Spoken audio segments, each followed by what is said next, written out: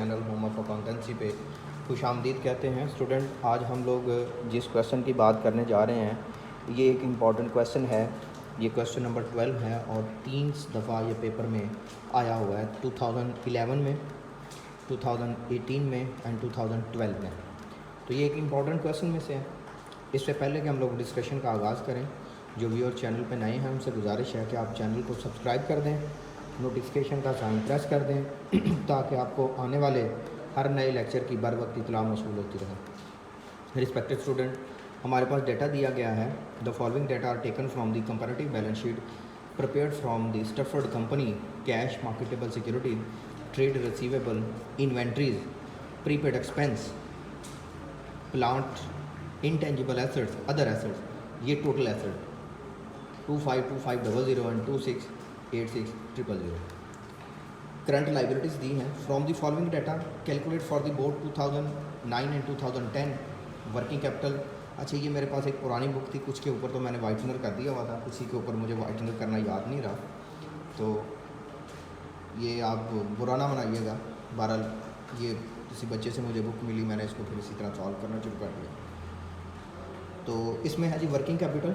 Working capital का formula होता है current asset minus current liability. अगर ये वर्किंग रेशियो होता, जैसा कि ये करंट रेशियो है, इसका दूसरा नाम होना था, तो current ratio is equal to current asset divided by current liability.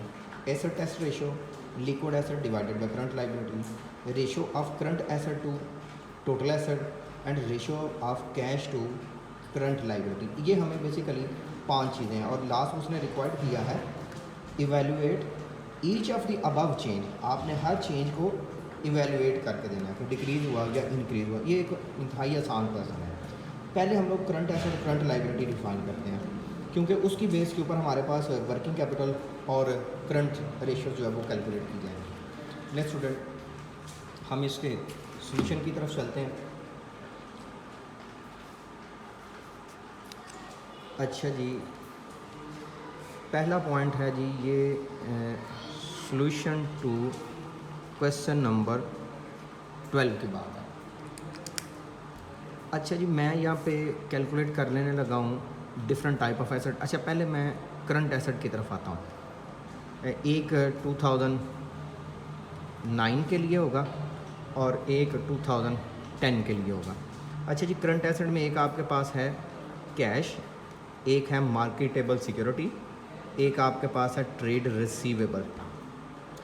अच्छा जी, एक आपके पास है इन्वेंट्री और एक आपके पास है प्रीपेड एक्सपेंस। अच्छा, ये मैंने जगह इसलिए छोड़ दी क्योंकि आपके पास जो टोटल 5 करंट एसेट मेंशन हैं उनमें से ये जो पहले 3 हैं इनकी वजह से आपके लिक्विड एसेट बन जाएंगे, और जब आप मज़ीद इन 2 को ऐड करेंगे तो करंट एसेट बन जाएंगे। सो एक ही अटैम्प्ट में हम लिक्विड एसेट भी कैलकुलेट कर लेते हैं और करंट एसेट भी।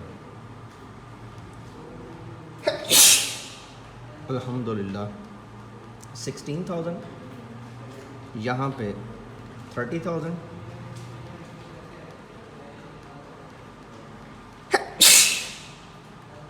अल्हम्दुलिल्लाह 55,000। अच्छा जी, टोटल कर लेते हैं 16 + 20 + 45, तो ये आपके पास अमाउंट आ जाती है 81,000। 30 + 10 + 55, तो ये अमाउंट आपके पास आ जाती है 95,000। अब बात करते हैं इन्वेंट्रीज़ और प्रीपेड एक्सपेंसेस की। इन्वेंट्री की अमाउंट है हमारे पास, जो डेटा मेंशन है 60,000, देन 2010 के लिए 75, 1500 एंड 2500। 81,000 + 60,000 + 1500, सो करंट एसेट की अमाउंट आ गई आपके पास 142500। 75,000 + 2500, तो अमाउंट 77500। सॉरी, ये प्लस 95,000 आप करेंगे तो 172,500। ये मैंने कैलकुलेट किए हैं करंट एसेट्स, ये कैलकुलेट किए हैं लिक्विड एसेट। अच्छा, पहला जो मामला उसने रिक्वायर्ड किया है वो उसने रिक्वायर्ड किया है कि आप वर्किंग कैपिटल बताएं। Working capital is equal to current asset minus current liability 2009 and 2010। 2009 के लिए वर्किंग कैपिटल पहले कैलकुलेट करते हैं 142500। इसमें से आप वर्किंग कैपिटल के लिए करंट लाइबिलिटीज़ 60,000 सब्ट्रैक्ट कर देना। 2010 172500, इसमें से भी करंट लाइबिलिटीज़ माइनस कर देना 1 लाख। इनको सॉल्व कर लें। 142500 माइनस 60,000, तो अमाउंट आपके पास आ जाती है 2009 के लिए 82500 और 2010 के लिए इन दोनों को सॉल्व कर लें तो 72500। अब बात करते हैं सेकंड ऑप्शन, सेकंड रिक्वायरमेंट की। सेकेंडली जो हमारे पास चीज़ रिक्वायर्ड की गई है वो है हमारे पास current ratio. Current ratio is equal to current asset divided by current liability 2009 and 2010। Current asset 142500 divided by current liability 172500 divided by current liability 142500 divided by 60,000 2.735 ratio 1। 172500 divided by 1 lakh 1.725 ratio 1। तो ये दोनों आपने कंपैरेटिवली सॉल्व कर ली। अब third requirement है आपके पास, वो है एसेट टेस्ट रेशो, जिसको आप liquid asset divided by current liability करके कैलकुलेट करते हैं 2009 एंड 2010। अच्छा जी, लिक्विड एसेट हैं 81,000 डिवाइडेड बाय 60,000, 95,000 डिवाइडेड बाय, इसकी करंट लाइबिलिटीज़ आपके पास हैं 1 लाख। दोनों को सॉल्व कर लेते हैं। सॉल्व करने से हमारे पास अमाउंट कैलकुलेट होकर आ जाएगी। अच्छा जी, एक आपके पास अमाउंट आएगी जी 81 डिवाइडेड बाय 60, वैल्यू आएगी 1.35 रेशो 1। 95 डिवाइडेड बाय 1 लाख, तो आपके पास अमाउंट सॉल्व होकर आएगी 0.95 रेशो 1। फोर्थ ऑप्शन की बात करते हैं। फोर्थ ऑप्शन है आपके पास ratio of current asset to total asset. Ratio of current asset to total asset 2009 2010। Current asset कितने हैं जी 142500 डिवाइडेड बाय टोटल एसेट कितने हैं 252500। 2010 के लिए जी करंट एसेट कितने हैं जी, करंट एसेट है 172500 डिवाइडेड बाय 252500। 142500 252500 सॉल्व करने से value 0.46 ratio 1। 172500 divided by 252500 0.68 ratio 1 answer. Fifth option जो लास्ट रिक्वायरमेंट थी, लास्ट रिक्वायरमेंट थी ratio of cash to current liability. Ratio of cash to current liability, सिर्फ cash का डिजिट जो है, सिर्फ जो कैश मेंशन है वो है 16,000।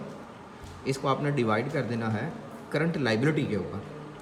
करंट लाइबिलिटीज़ क्वेश्चन में 60,000, सेकंड में कैश है 30,000 डिवाइडेड बाय करंट लाइबिलिटी, और सेकंड में जो करंट लाइबिलिटी हैं उसकी अमाउंट हमारे पास मेंशन की गई है। Ratio of cash to current liability जो फिफ्थ एलिमेंट है हमारे पास, इसकी करंट लाइबिलिटी है आपके पास 1 लाख। अच्छा जी, सॉल्व कर लेते हैं। 16,000 divided by 60 0.27 ratio 1। 30,000 divided by 1 lakh 0.301। अच्छा जी, अब हम 1 बाय 1 इनके आंसर की यहाँ पे तरतीब लगा लेते हैं और फिर चेक कर लेते हैं कि इसमें इजाफा हुआ या कमी हुई।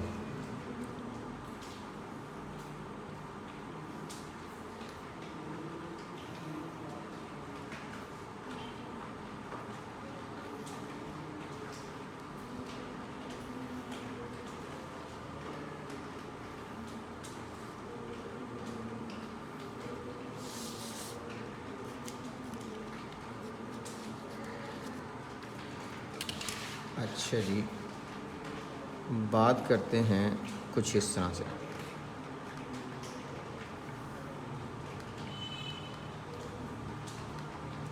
Serial number, first ratio, second ratio, third ratio, fourth and then fifth. First था वर्किंग कैपिटल। अच्छा जी, वर्किंग कैपिटल की अमाउंट हमारे पास पहले में आई 2009 2010, 82500, 72500। चेंज कितना आया? 10,000 का।